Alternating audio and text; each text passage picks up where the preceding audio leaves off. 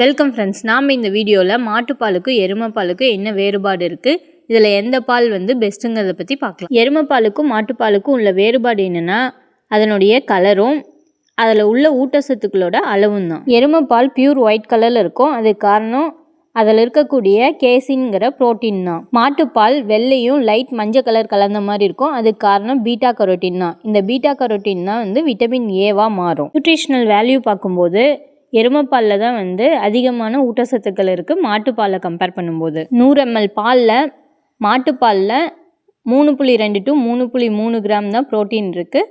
ஆனால் எருமைப்பாலில் 4.2 to 4.5 gram protein இருக்குது. Fat கொழுப்பு கம்பேர் பண்ணும்போது எருமைப்பாலில் தான் அதிகமான ஃபேட் இருக்குது. 6 to 8 கிராம் இருக்குது. மாட்டுப்பாலில் 3 to 4 கிராம் ஃபேட் தான் இருக்குது. எருமைப்பால் தான் அதிக எனர்ஜி தரும். 100 ml எருமைப்பாலில் 97 to 100 கிலோ கலோரிஸ் இருக்குது. மாட்டுப்பாலில் 67 to 70 கிலோ கலோரிஸ் தான் இருக்குது. எலும்பு வளர்ச்சிக்கு தேவையான கால்சியம் பாஸ்பரஸ் எருமைப்பாலில் தான் அதிகமாக இருக்குது மாட்டுப்பாலை கம்பேர் பண்ணும்போது.